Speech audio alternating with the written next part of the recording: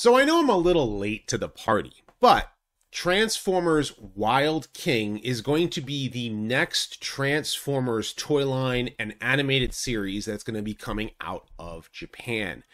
And with that, you know, a lot of fans have been wondering where they're going to be taking the franchise next, and it seems that they are definitely aiming for newer fans in a pretty interesting and cool way that I actually hope does even more so than what Cyberworld will. I have a few other things I want to talk about, so sit back, relax, make sure you're subscribed to the channel, and let's transform and roll out.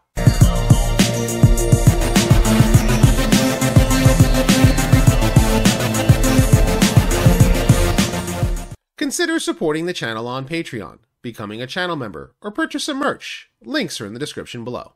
So before I talk about the main story today, I do want to make mention that it is now fast approaching the final days for Transformers Legacy Haslab Liokaiser if you want to back it.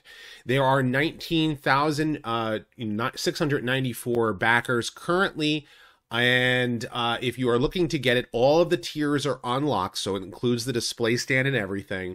And, you know, pretty much you've got 4 days to do so.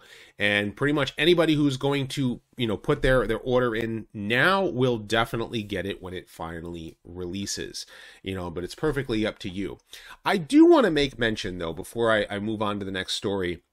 A lot of folks are wondering where's my next Transformers retrospective and stuff. I have some more stuff coming down the pipeline.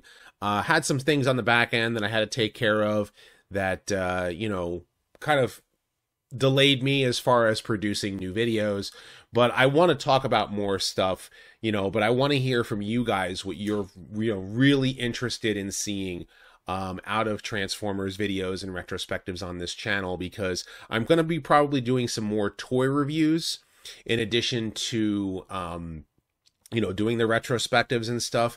And the news videos, yeah, of course, I'm going to do them. I might try to condense them down into maybe like a 1 day. If all of the news for the week, I maybe might talk about within like one, you know, video. But this way I can really focus on getting those toy reviews and retrospectives out at a reasonable time and try to keep myself away from the, you know, social media platforms. You know, maybe I'll be on Facebook and Instagram, but a lot of folks are, you know, having their ups and downs when it comes to Transformers. And I'm going to get into that in a little bit. The other thing I want to talk to you guys today about is the DNA DK59 Studio Series 86 Optimus Prime upgrade kit. That's a mouthful. But what this is they've actually made an arm for Studio Series 86 Optimus Prime that includes a Megatron in gun mode, the arm cannon, as well as a fill kit for Optimus Prime's back. Now, I don't yet have Studio Series 86 Prime, and I've heard that the head sculpt is nice, but I believe it's more based on the Season 1 head. And maybe I think this is more based on the Season 2 head. I'm not sure. I don't have the figure in hand to be able to actually give you guys my thoughts on that. But seeing it, you know, the add-on kit to be able to add that arm so you can recreate the whole Skybound thing with Optimus Prime and having that Megatron arm is kind of cool. And there you could see it in with the fill kit. I normally don't talk about upgrade kits, but a lot of these upgrade kits that like DNA designs and a lot of the fill kits that come out are really cool. You know, and so you get to customize your figures. Not everybody has to do it. You don't have to like customize your figures if you don't want to. But things like this, things like fill kits or, you know, Toy Hacks upgrade kits, they're very cool to add to your toys to kind of give you that little bit of extra flair that you didn't get before that otherwise would make the, you know, the toys kind of feel incomplete. But you know, I think it's very, very cool. It even like allows you to transform it with the way that the arm is designed, and you know, has I guess that's kind of makes it so that the flames work in a different way. And I'm guessing that if you get 2 kits, you can have the arm cannons that way. That would be kind of cool. I'm really interested in the Megatron gun and, you know, maybe the differing helmet so you can kind of see what the helmet would look like. And that backpack kit is cool too. So definitely something that is worth it for anybody who has Studio Series 86 Prime, but that's perfectly up to you.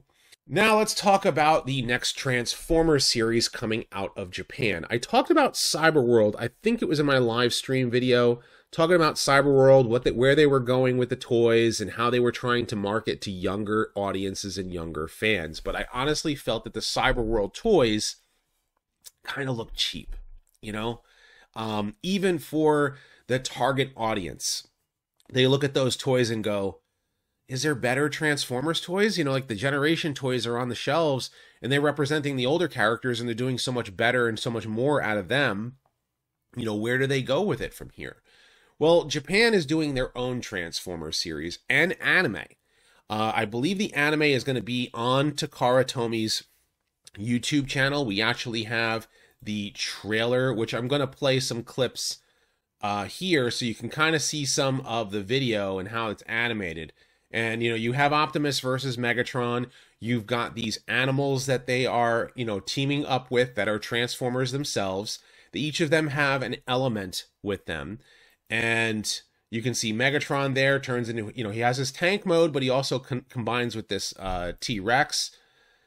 And here you have Optimus Prime will combine with the Giraffe to form, like, to have like an extra arm.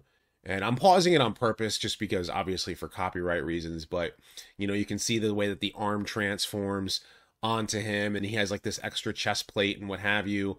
And if we look at the toys themselves, this is where you're going to see all of the stuff. The characters are Light Long, which is the Giraffe, kind of reminds you, I forget if it was Long Rack in Beast Wars Neo. You have Leafback, which is the Triceratops, Hydrophant, which is the Mammoth, and Captain Volca for the Tyrannosaurus. And the story is that Optimus Prime and Megatron, it is post-war in this particular universe. So Optimus Prime and Megatron are no longer fighting, but they both end up on a planet called Elementos, where these Transformers that they meet up with give them power. Megatron turns evil again, and the two of them fight by teaming up with these animals. And you can see what the toys look like.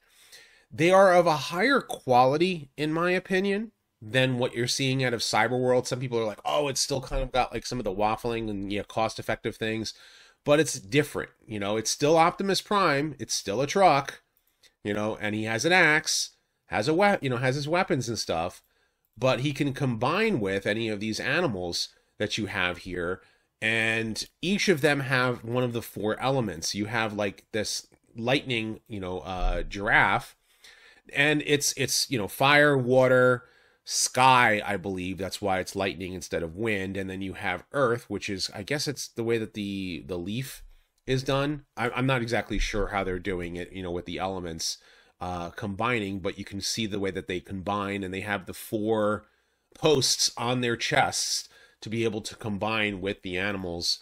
And I think that the toy line, for what it is, it's new, it's creative. It takes some of the things from the past, which is combining. You have some things like Super Link that come to mind. You have Beast Wars Neo that comes to mind when I'm thinking about the animal modes that they're using.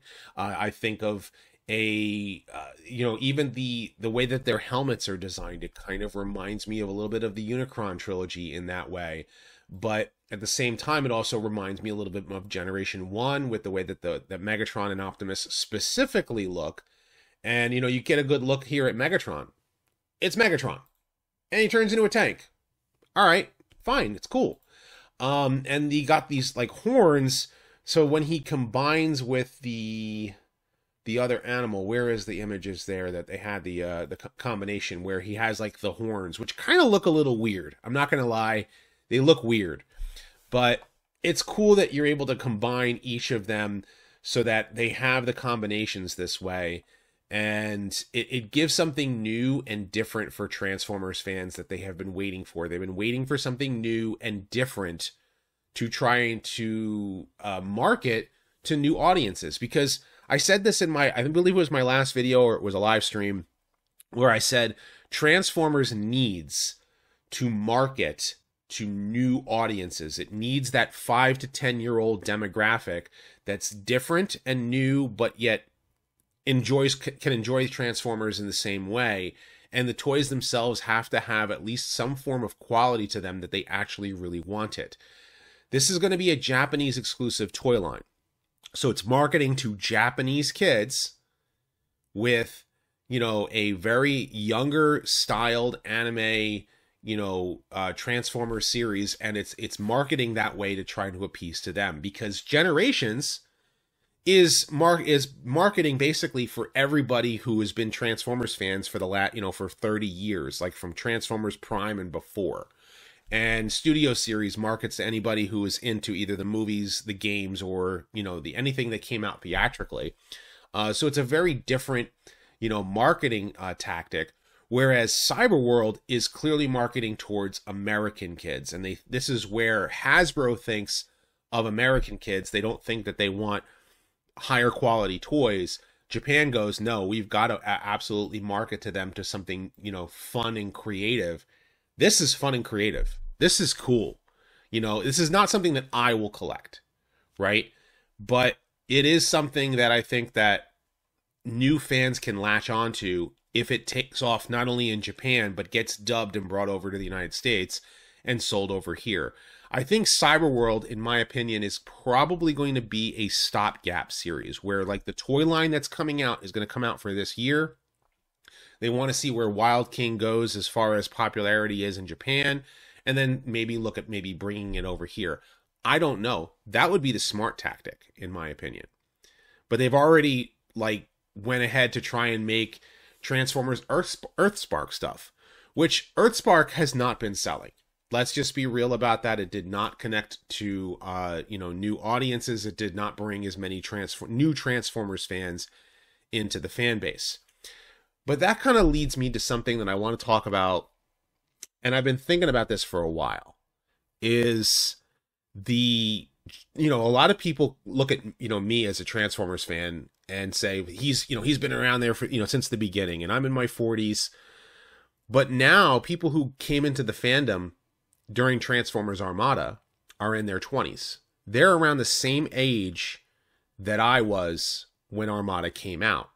So they have the same viewpoint in Transformers that I did back then, which was, I want them to go back to what I had in my childhood, right?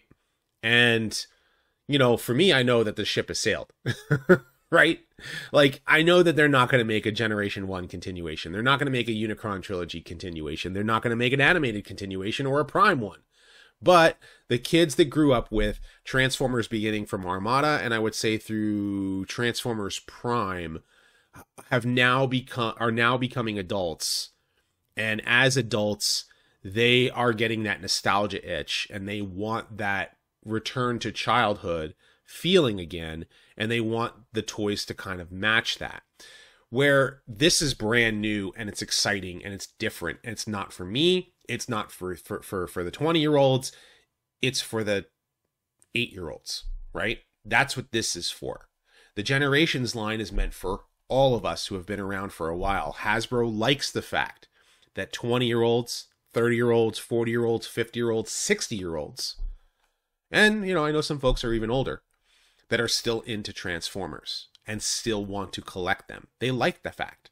That's why they don't give me the Wind Charger that I'm looking for, where they haven't given, the Armada fans the Demolisher or Cyclonus that they're looking for, or the, Transformers animated fans want a Lugnut and, whatever different characters that haven't shown up in the toy line currently, right? Because they all want the new update versions of the old characters and the old toys.